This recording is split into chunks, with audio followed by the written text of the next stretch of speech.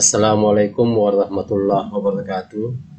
Baik Nanda semua, ya kembali kita akan membahas masalah sifat tercela, yaitu sifat hasad.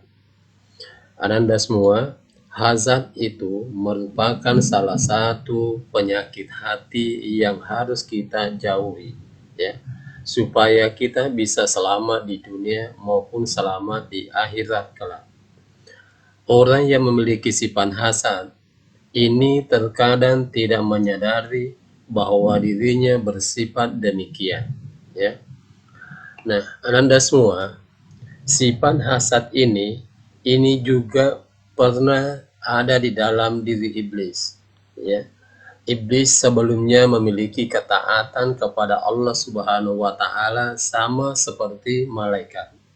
Namun, iblis menjadi makhluk yang pertama yang membangkang kepada Allah Subhanahu wa taala.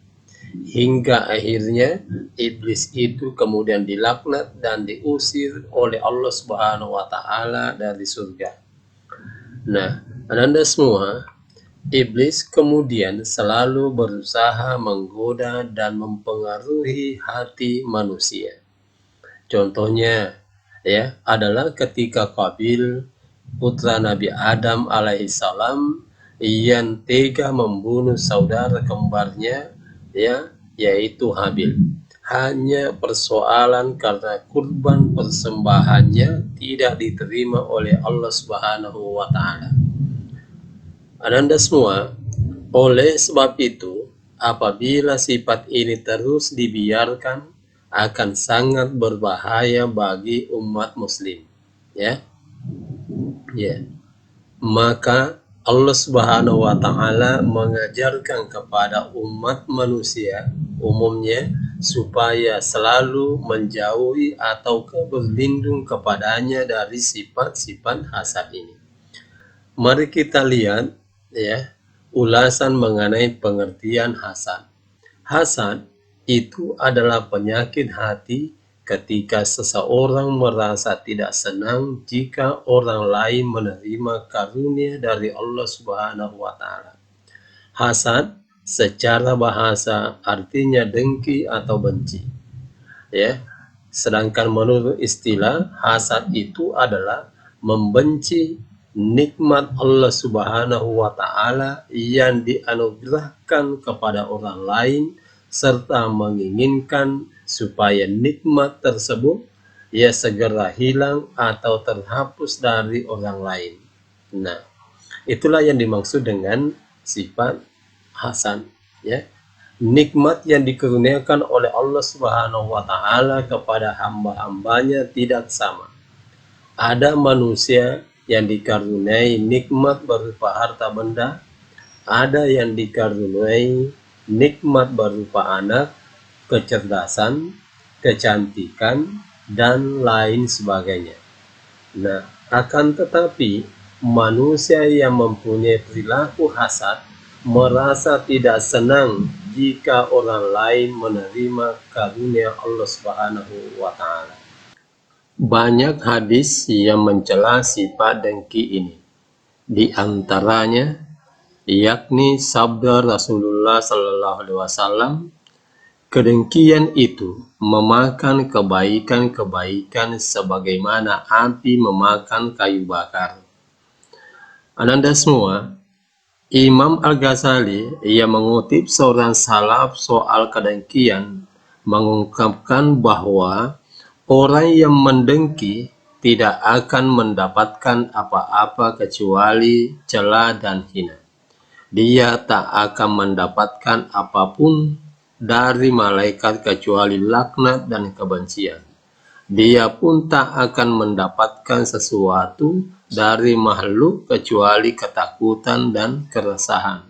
Saat berdiri di hadapan Allah Subhanahu wa taala, dia juga tak akan mendapatkan apa-apa kecuali malu dan siksa. Ananda semua, Imam Al-Ghazali mendefinisikan kedengkian itu menjadi dua macam. Yang pertama, membenci kenikmatan yang dialami orang lain, serta menginginkan hilangnya kenikmatan dari mereka yang mendapatkannya.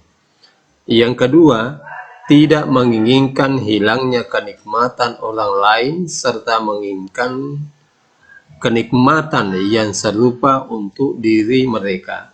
Dengan jenis ini disebut juga dengan sifat iri hati. Ananda semua, kita patut belajar dari kaum Ansar yang rela berlapang hati manakala kenikmatan dilebihkan atas kaum Muhajirin. Sebagaimana di dalam Al-Quran disebutkan, ya, dalam surah Al-Hasyr ayat 9, dan mereka kaum Ansar tidak menaruh keinginan dalam hati mereka terhadap apa yang diberikan kepada mereka, yaitu kaum Muhajirin. Ada pula sifat iri hati yang diperbolehkan. Contohnya adalah berlomba-lomba dalam kebaikan.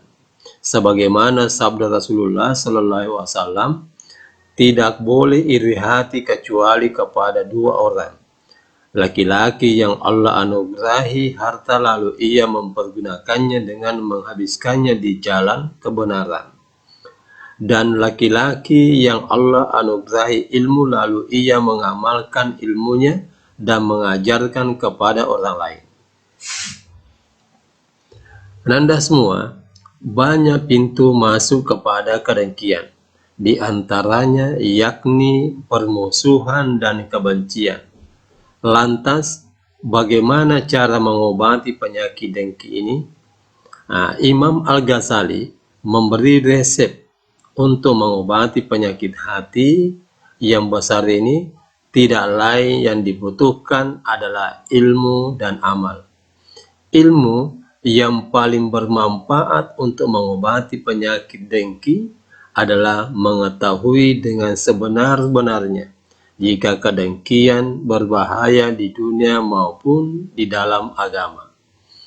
Sementara itu, amal yang bermanfaat sebagai obat kedengkian adalah dengan memaksakan diri untuk melakukan apa yang bertentangan dengan tuntutan kedengkian.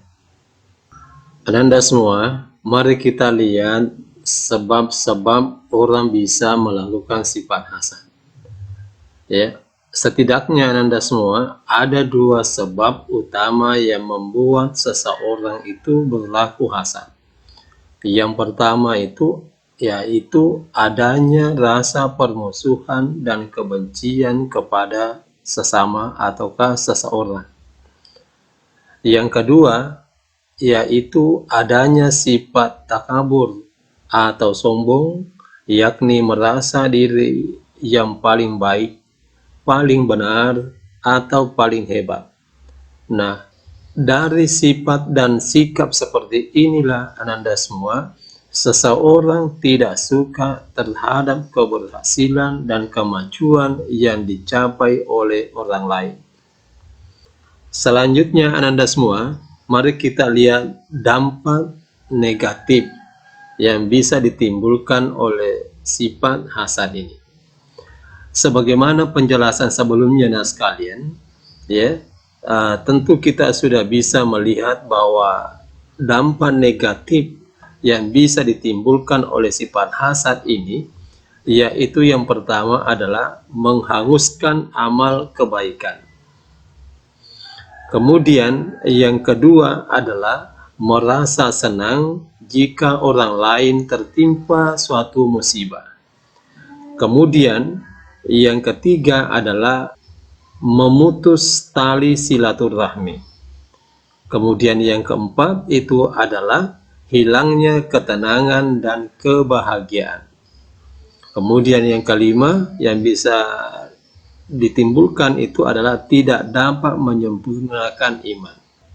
Inilah Ananda semua penyebab akibat negatif yang bisa muncul akibat kita memiliki sifat hasad. Nah, selanjutnya mari kita lihat bagaimana menjauhi ataukah menghindari perilaku dengki atau sifat hasad ini, ya. Nah, apa yang harus kita lakukan? Yang pertama itu anak sekalian adalah kita harus memperbanyak bersyukur atas nikmat yang diberikan Allah Subhanahu wa Ta'ala. Ya. Kemudian yang kedua adalah menanamkan kesadaran bahwa sifat hasad akan membawa seseorang menderita batin.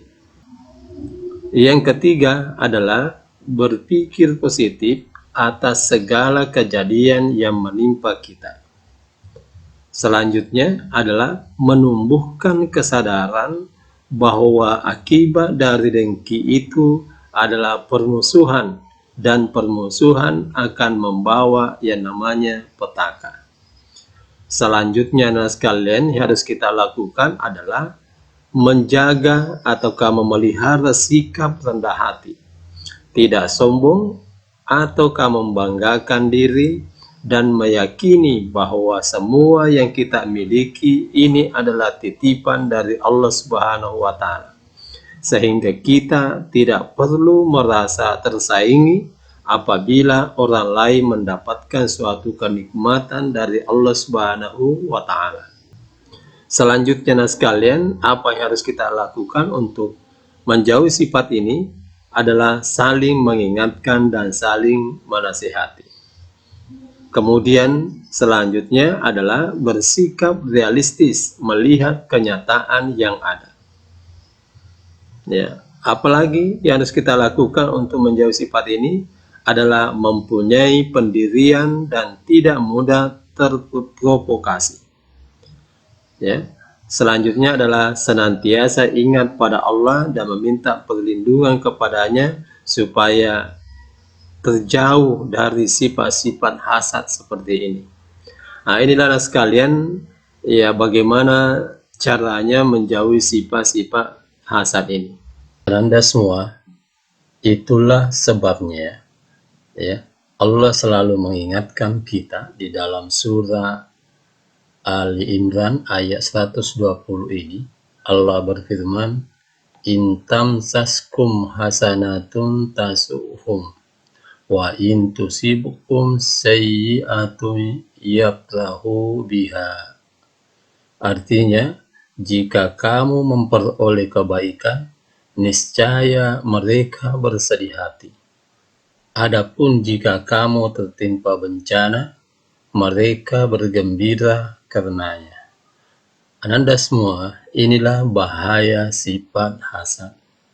Ya, mudah-mudahan dengan ini semuanya kita bisa terhindar dari perbuatan sifat hasad ini.